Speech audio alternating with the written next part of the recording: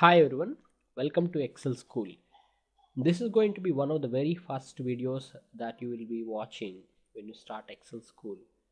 And I actually made a mistake of not creating this video until almost recently. I'm recording this video on February 1st, 2011. So you can imagine how stupid I have been for not recording an introduction video like this. But I got this eye-opening because when I went to Maldives to conduct my first Excel workshop, international workshop, I always started, I gave them a plan saying that we will start with formulas and then go to formatting, conditional formatting, charting, pivot tables, those things. And then when I went to the class, my first class, I asked the students, can they introduce themselves and then just tell us what do they know about Excel so that I can, kind of know their areas of interest and then structure my workshop around that. And I was really surprised because many people also thought I was going to provide an overview because my original plan was not to have any overview, just jump into Excel and start write formulas. So I was kind of surprised because I was always thinking that maybe people know Excel and there is no need to explain what is a file and how things are structured and what are the various little things that you can do. So it was kind of an oversight from my side that I never really thought about adding the same thing to Excel school too. But now that I have this clarity and I know that people would like to see what is out there in Excel and learn what these ribbons are and all those things, I think it is appropriate that we have a similar session in Excel school too. So with that, I don't want to add any further introduction. I just wanted to get into this and I want to show you what is there in Excel. Okay, so what happens is when you start Excel, when you open Excel 2007 or 2010 or 2003, you will be greeted with a blank workbook. A blank workbook like this. There's nothing in this. It has maybe 3 sheets or 2 sheets or 1 sheet depending on what you want. So one of the very first things that I want to share with you is what are the areas, various screen things, the screen real estate that you are seeing in Excel. How is this divided? So I'm going to put some drawing effect here and then I can let me just choose. I think the color red will be much more dominant. So this area from the top all the way through that bar, that area is called as menu bar and ribbon. Okay, in earlier versions of Excel, being Excel 2003 or 2000 or Office XP, you would have seen that only this whole thing, the menu bar, was taking only like 10% of the screen space, up to that much. But what Microsoft people have done is they have added this ribbon concept with Office 2007 and they have been enhancing it all along. In 2010 also they have the ribbon and I don't think they will go back to the menus anymore. One of the beautiful advantages of ribbons is that ribbons will clearly tell you what everything is. For example, in a menu, we had to actually dig out and find where everything is. So if you want to format conditional formatting, you have to go to format menu, navigate to conditional formatting and click on that. Whereas in Excel 2007 and 10, you could clearly read the word conditional formatting along with its own icon, so you know what it is. So ribbons kind of give more space to various things in this application and clearly spell everything with words like paste, copy, format, merge and center and fill, auto sum, like that. So it's quite easy for us to learn what is there in the application without wasting too much time, and all the important things that we commonly use are put together in the home ribbon. Similarly, there are other ribbons too, like insert, page layout, formulas, data, review and view. So you can actually go through various ribbons and understand what is going on. The second area of the Excel that you see here, this is called as formula and name box. This white box that goes all the way from FX, that is called as formula bar. If you type any formula in a cell, this is where you would see that. And this little corner here that is showing E10, that is the name box. I will explain the relevance of these things once we finish going through the areas. And of course, the majority of screen real estate is given to the worksheet grid, where you have numbers for row numbers and A, B, C, D, E, F, G, H for the columns. So each cell in Excel is having a unique address, meaning if I select this cell, this one, little one here, it will be C6 because it is in the column C and the row number 6, C6, right? So if you want to go one step further, you can say this is sheet 1 C6, meaning this is the cell C6 in the first sheet. but it is quite obvious if you are already in the sheet 1. You don't have to really explicitly say that because it is implied. The last thing is this bar, this little area here, that is the status bar. So what I now want to do is, while I'm drawing on the screen, I cannot really use Excel. So I'm going to get rid of these drawings so that I can explain more about each of these things to you, and then we will take it from there. Get rid of the drawings.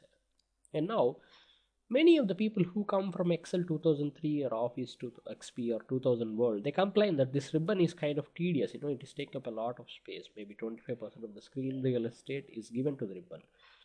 We don't really have to worry about that because ribbon is there to help you out to learn things that are available in Excel and then use them without trying to discover too many things from the menus. But if you are good with what is out there and you don't really want to have maybe 20% of the screen space given to the ribbon, you can always double click on any of the titles like insert, home, page layout, like that. Double click. So when you double click, what happens is Excel will collapse the ribbon. And if you double click once again, it will be expanded, right? So if you double click, it's collapsed. If you click on it one time, single click, you will see the ribbon momentarily, but if you finish whatever you want to do from the ribbon, it will be gone again. But if you double click once again, it will come back. So if this double clicking is too difficult to remember, you can always use Control F1, right? Function key F1, which we use commonly for help and things like that. If you hold Control and press that one, the ribbon kind of turns on and off itself. Very useful. In fact, in Office 2010, they even have a button here that looks like an up arrow. If you click on that, a ribbon will kind of collapse and expand. So they even have a button there. Another thing is that if you are seeing here, you can see the save and undo redo buttons. This is called as quick access toolbar, meaning anything that you want to access very quickly, you can put those things there.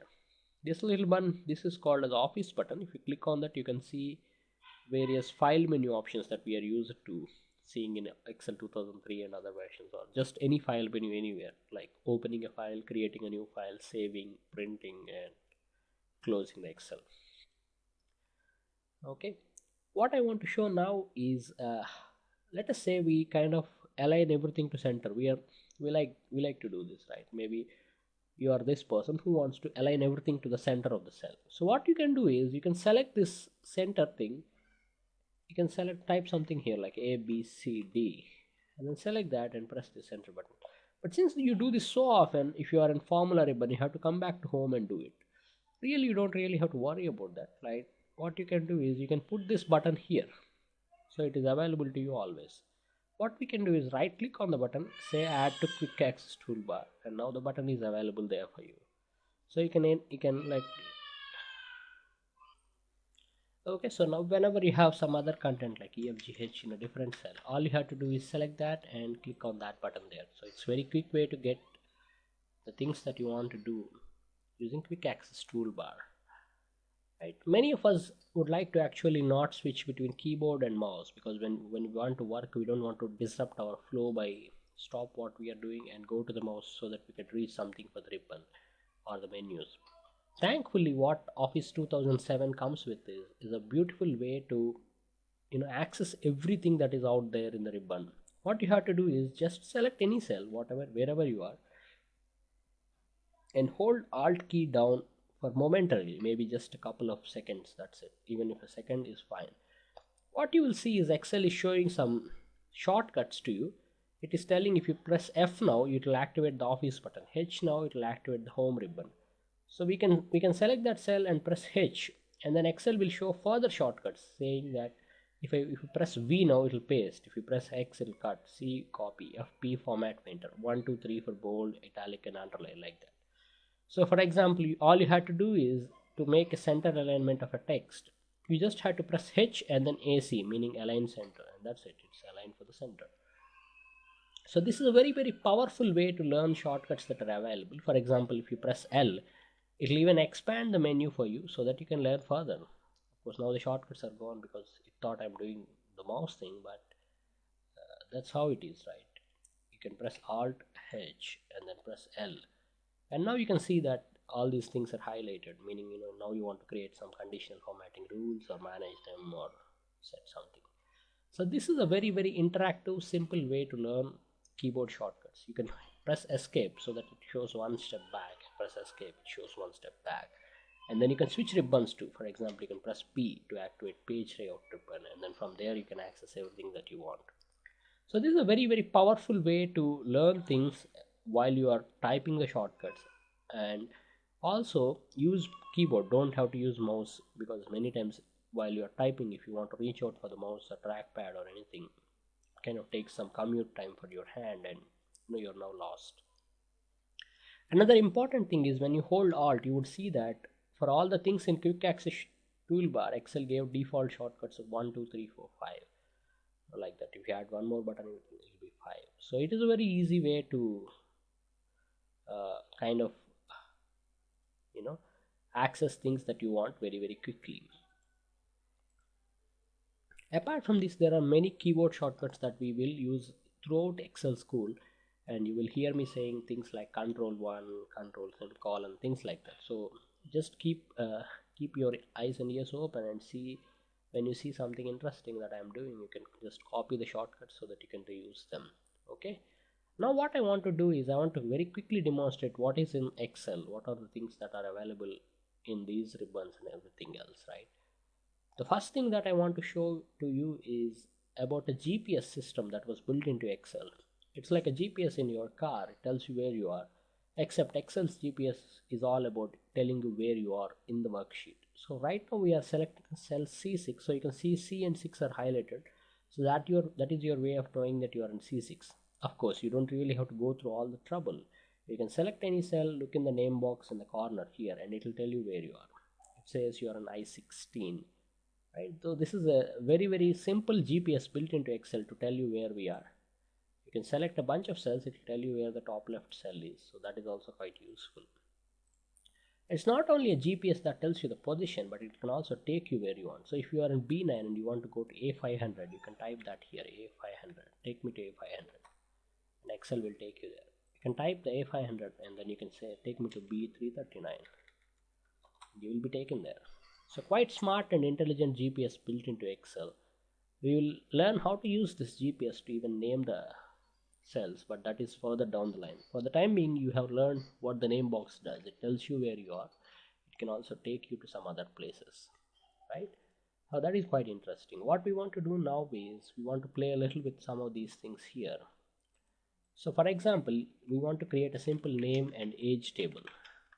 We have 4 people, Mr. A, Mr. B, Mr. C, and Mr. D. And we have their ages, maybe 23, 20, 24, 25, 19. And what we want to do is, all our job involves just making tables like this throughout the day. So we want to make one table, we want to nicely format it, and then we repeat the same steps again and again.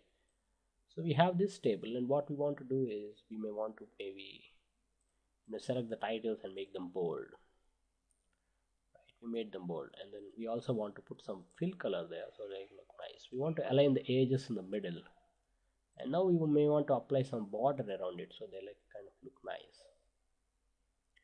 So now that we have done all these, what we want to do is our job involves making similar tables. So I make one more table here, name, age, and this time we have this here.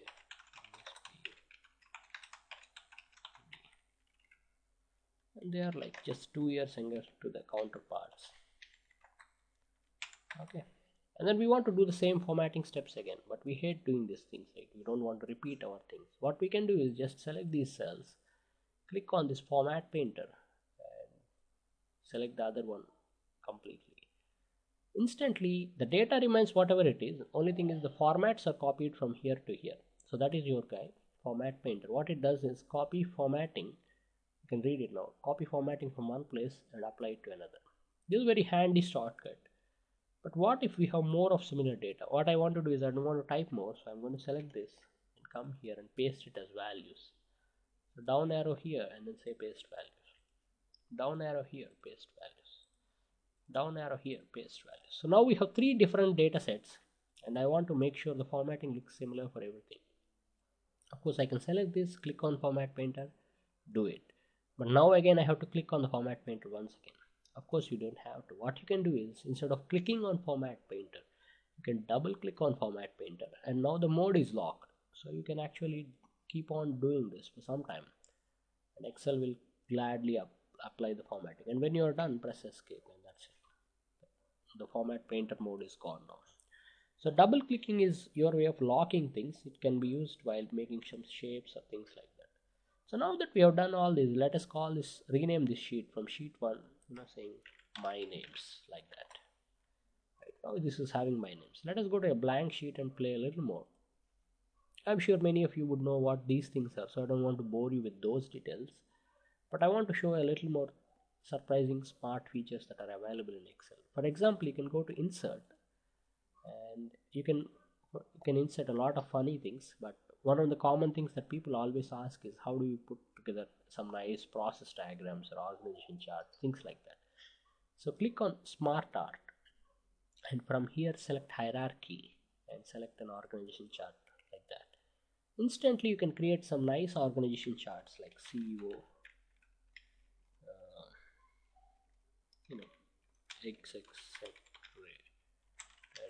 executive secretary, and marketing head,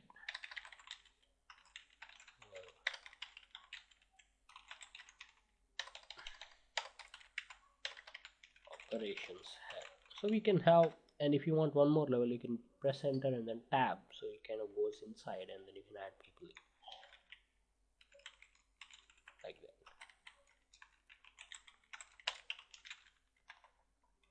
Like that, right? So instantly we have created a simple organization chart in Excel, and to keep track of things that are going on. You can do a lot of things. For example, you can insert other types of smart charts like relationships, lists, processes, matrix, pyramids, everything.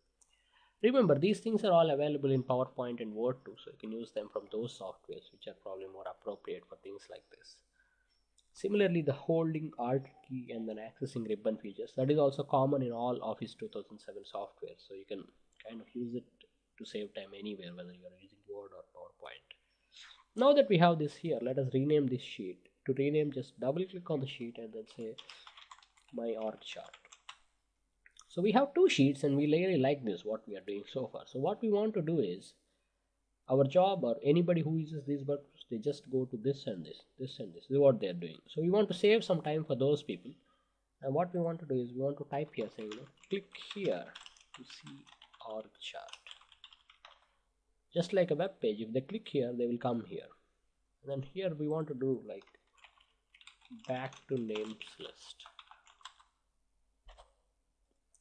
Again, you can very simply insert a link. You can select the cell, click on hyperlink from insert ribbon, hyperlink.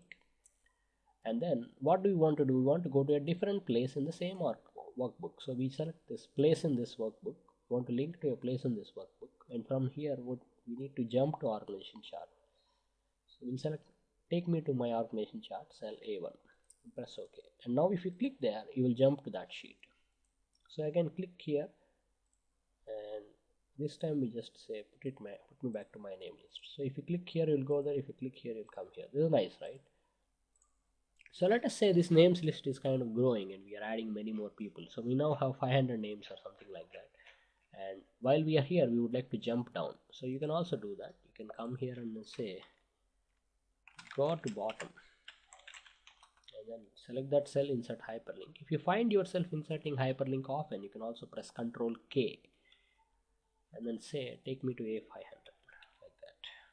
So you will remain in the same sheet, but you are just asking Excel to take you to A500, and when you click, Excel will take you to that cell.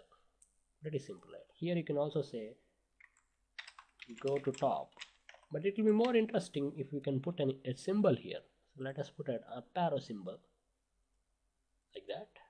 Up arrow symbol. We'll just resize it so it kind of looks nice. And then we want users to click on this and they will jump there. So you can select the shape, press Ctrl K, and then say when clicked, just take him to A1. So now this shape is clickable. If you click on that, it will go there. Similarly, you can also put a down arrow, or put a symbol of image of your cat, or anything is possible, your company logo. So if you have a dozen customers and you have their logos, you can put all their logos here, and upon clicking, you can take them to the relevant worksheet where that customer's information is maintained. So that is how you can use this hyperlink functionality from insert ribbon. Many times we ask ourselves the question, how do I put the symbols, like how do I put euro symbol, or how do I put that particular strange arrow symbol? Very simple. You can select any cell, say insert symbol, from insert symbol, and then from here you can select. Usually it may be in different fonts or something, but select it to normal text. So if you want currency symbols, basically it will be like this for you when you open. If you want to see currency symbol, just scroll down all the way until you see currency symbols and select that. And from here you can insert a lot of different symbols. So you can say insert euro symbol, insert pound, like that. You can also try some others. For example, there are some arrows. You can say, put up arrow or like that. So all those symbols will nicely come in here. Remember, if you change the font, right now we are in Calibri 11 points, but if I change this to some other font, those symbols may not work properly. For some fonts, those symbols may not have been defined. So you want to be a little careful when you are doing that, right? So far so good. We have typed some names, and now our boss comes and asks, this is all fine, but I want to see names in rows. Sorry, names in columns and ages in the columns, like this: name A, B, C, D, age, and then 23, 24, 25, 19, like that.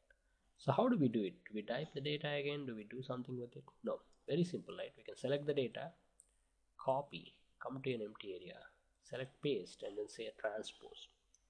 Basically you are asking Excel, while copying, just transpose it. So Excel will nicely transpose everything for you. Maybe the alignment is kind of messed up, but everything else is nice, right? So this is what paste transpose does. It kind of takes numbers and transposes. Many times what we do is we have created this name list and we want to copy it. Like here in this case, we have created this and we are making copies of it. So to show you an effective way to copy, first I would like to get rid of everything. So I'm going to select these, come to this clear from home. It looks like an eraser. That's what it does. Clear all. Now everything that we have done here, the formatting, the values, everything is done, gone. If you just want to clear the formats alone, you can select this. Instead of clear all, say clear formats. So only formatting will be gone. Now what do we want is, we want to select this and make a copy of it. When you select, you will see that if you select a bunch of cells, Excel will show a thick black border around them.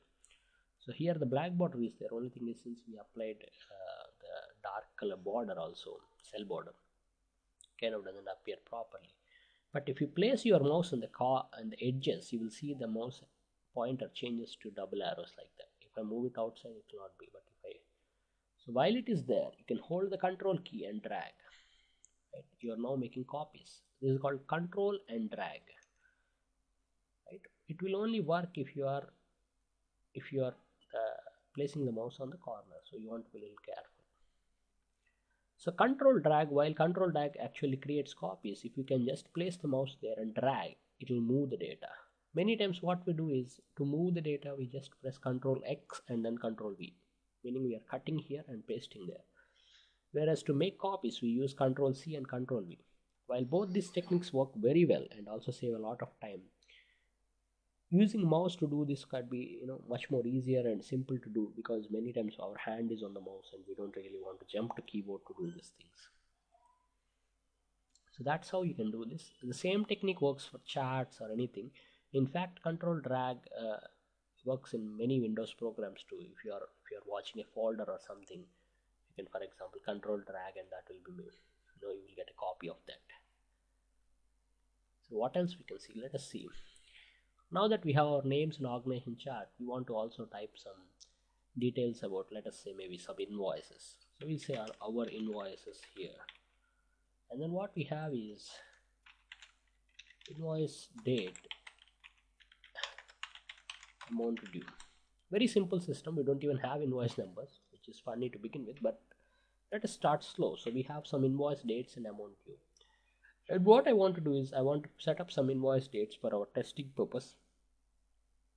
So for example, you start today. You can come to an empty cell and press Control semicolon, and you will get the current date. It's hard-coded date, meaning that whatever you see is what it will be even if you open tomorrow.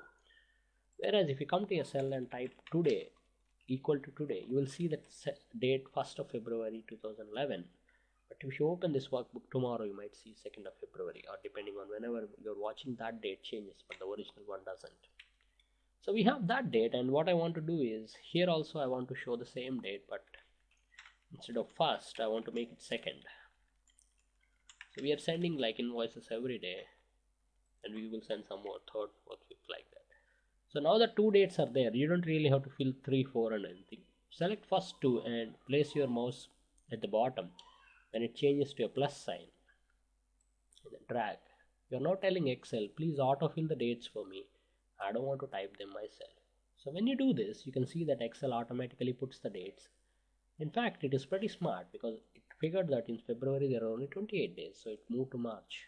Then it continues its journey. So this is what autofill does.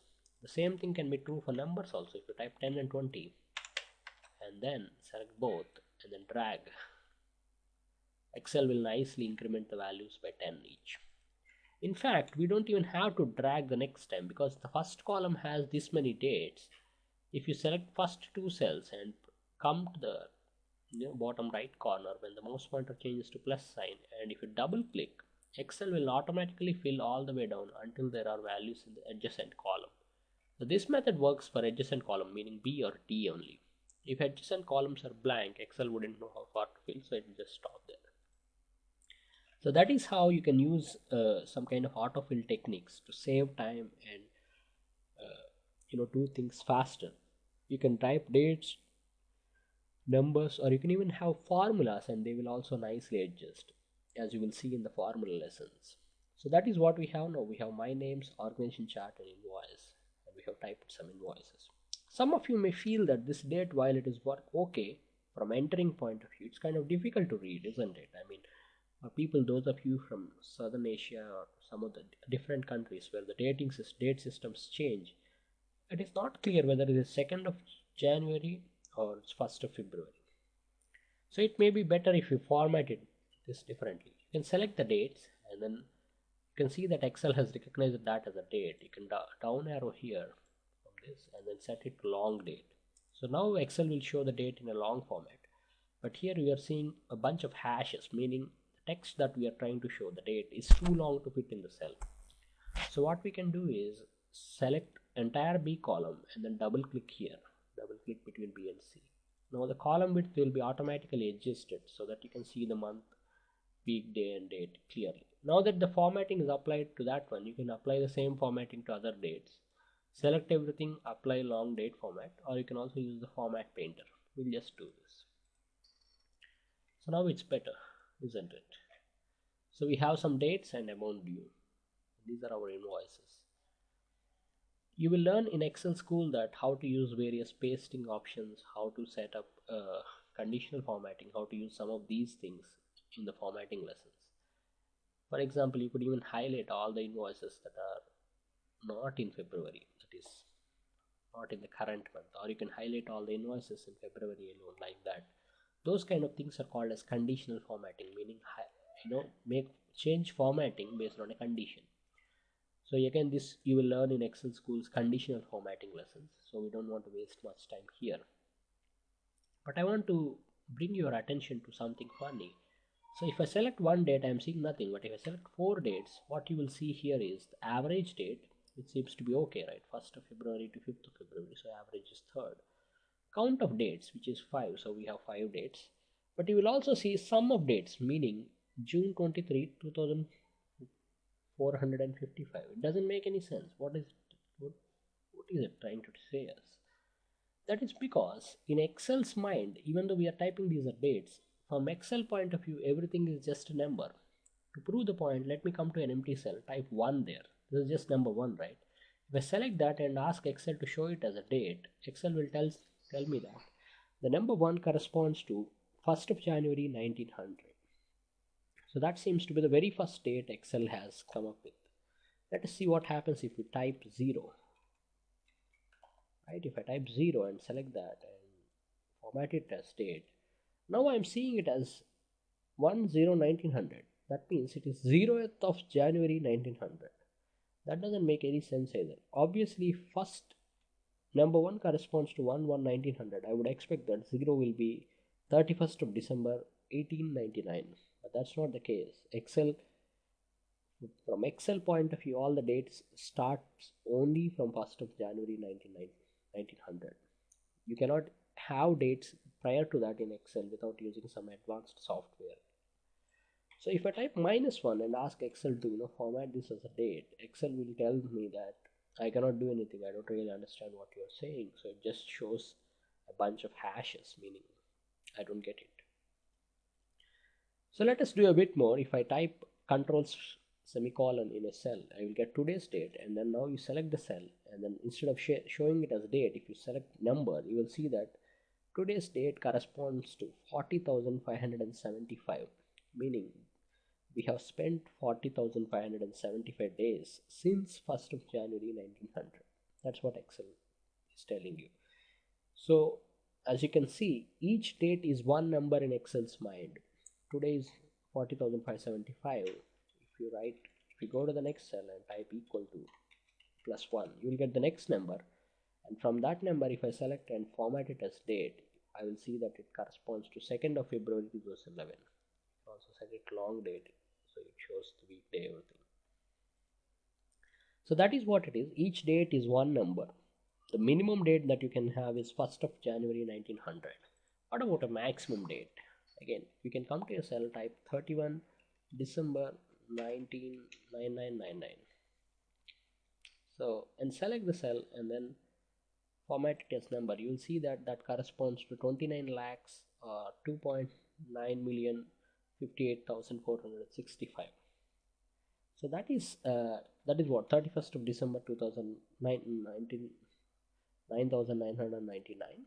If I come to next cell and type equal to +1, now if I select that and ask Excel to put it as date, Excel wouldn't show me the date corresponding to it, because again that is the last date. 31st of December 9,999 is the last date in Excel's mind. So in the Excel world, all the dates are just numbers, and the minimum number or minimum date you can have is 1st of January 1900. Maximum number you can have is 31st of December 1999. And each date is one number in the whole sequence. So if you have a date like this, 2nd of February 2011 in a cell, and you want to find out what date it would be 30 days hence, all you have to do is go to a different cell, type this +30, and you will know that the 30 days hence will be Friday, March 04, 2011.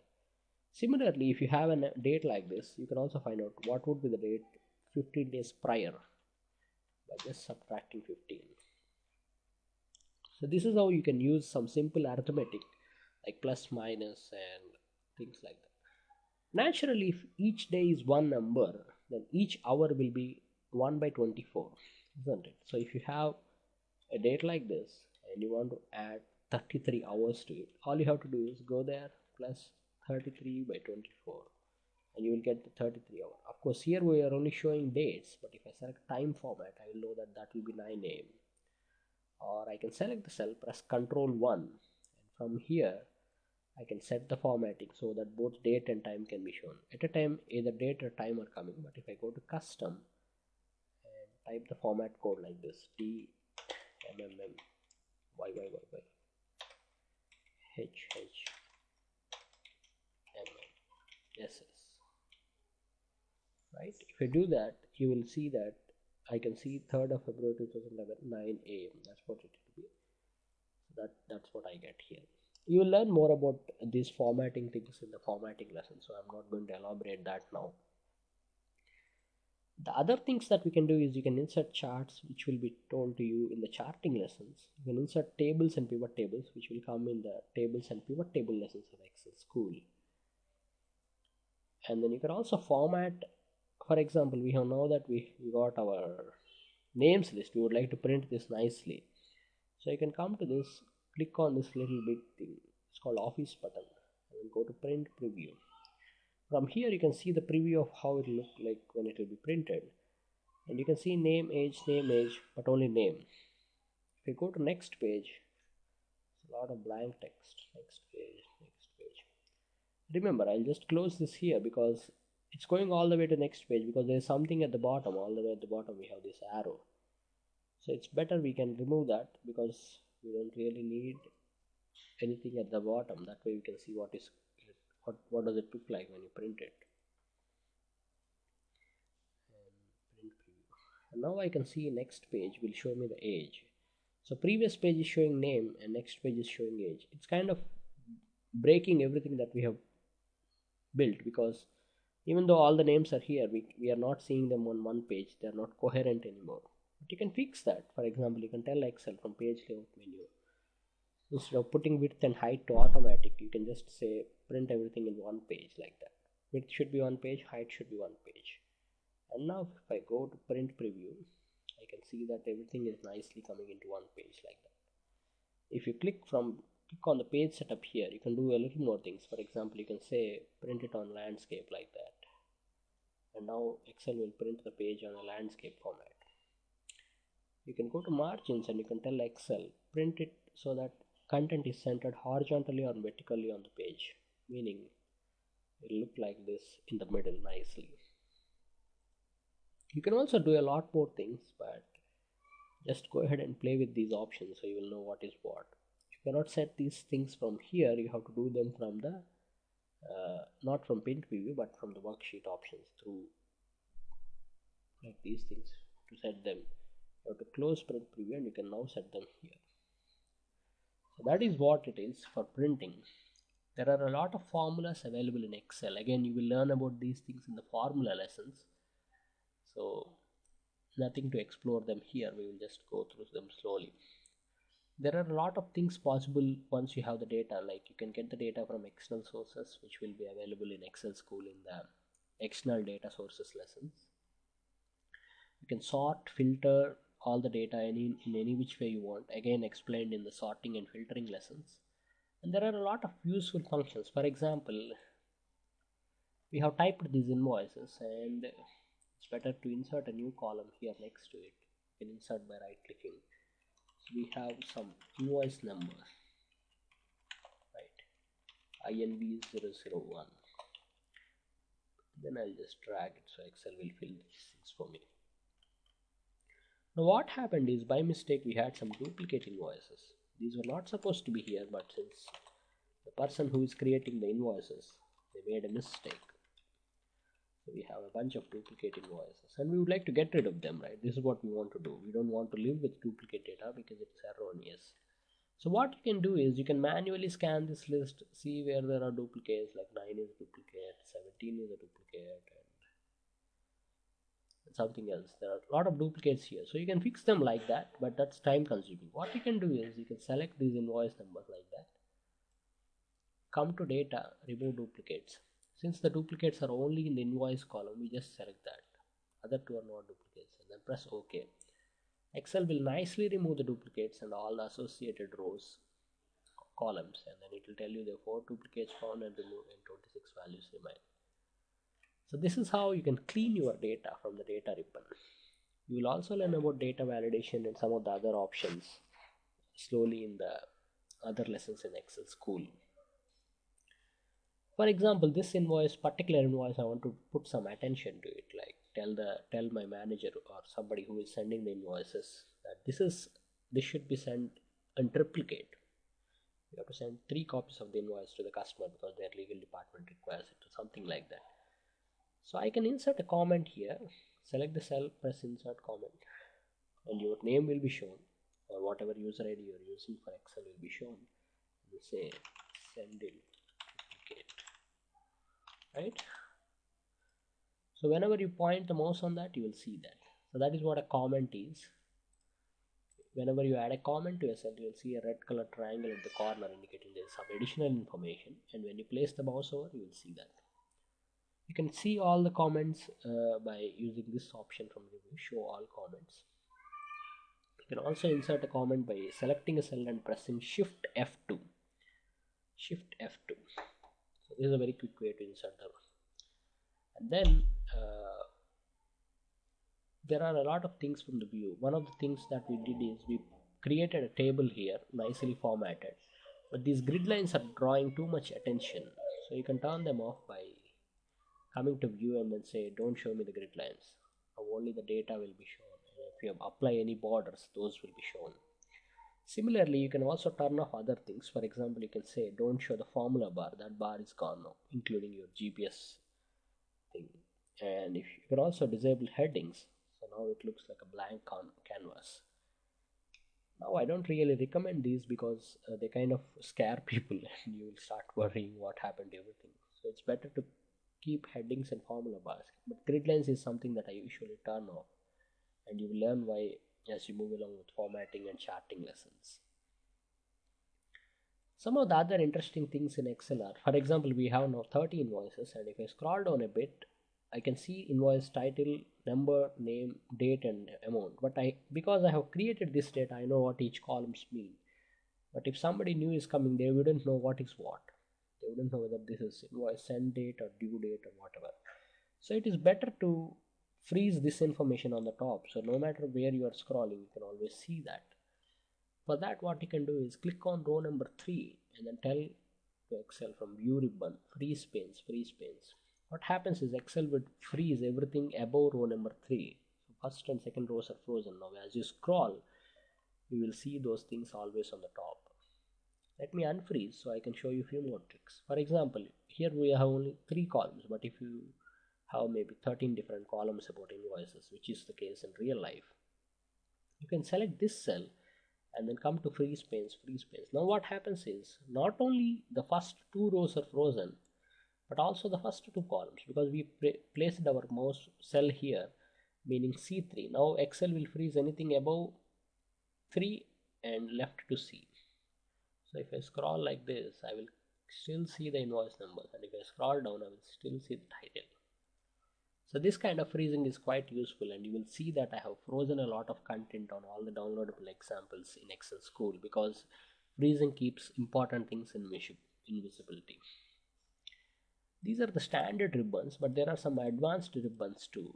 One is called as developer ribbon, where we can use some of the developer options like recording macros and inserting form controls and other things.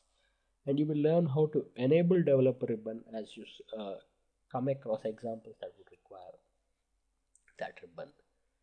So that, I hope, has given you some good overview of what is there in Excel. We did not cover a lot of things. For example, if I select these cells, you will see some quick summary statistics here, but we did not cover those things. But I hope I have given you enough material and showed you some tricks using which you can start using Excel better and then move with other lessons in Excel School. Before leaving, I would like to leave you with a few more tips. One of the things that we commonly see is we have a lot of data and we are making a presentation. What we want to do is we want to put only this much data in focus, only those things we want to show in focus, nothing else. So what we can do is we can select all this, go to view, and then zoom to selection, this button. When you click on that, Excel will zoom everything to such a large extent until these things are only visible. Everything else is also there. The problem is they are just kind of beyond the scroll area. So this zoom to selection is quite often useful when you have a lot of data or when you have too little data and you can zoom it. But this will also zoom the row numbers and column numbers. That's a different thing. And then you can restore to 100%. So that is what a zoom to selection does. It kind of brings those things that you want to see into focus. Okay. So I hope you have learned a few things, as I said earlier.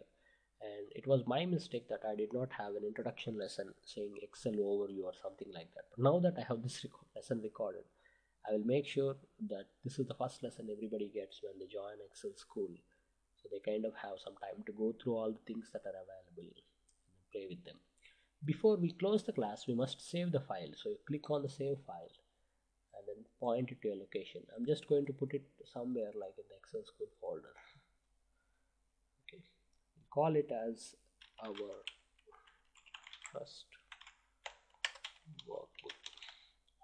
From here you can see a lot of options. We can leave it to Excel workbook, or if it is pointing to Excel 97 2003, you can leave it to that also. But if you scroll down a bit, you will see that there is an option for PDF as well. Maybe outside the screen area, but you can save the files as PDF so you can export them. Okay, you can add some additional information, but whatever you are seeing is just fine. Save it. So now we have saved our very first file, and we have learned a couple of interesting things in Excel using which you can learn a little more. I encourage you to go through all the lessons in the same order that I've suggested in the lesson plan, because that is the most effective way to learn things one by one and also get maximum mileage out of Excel School's core material. If you have any questions, please drop a comment. If you have some suggestions also, I would like to hear them, because I'm always looking for opportunity to improve the course material and make you much more awesome. Thank you very much for your time, and you have a great day ahead. Bye bye.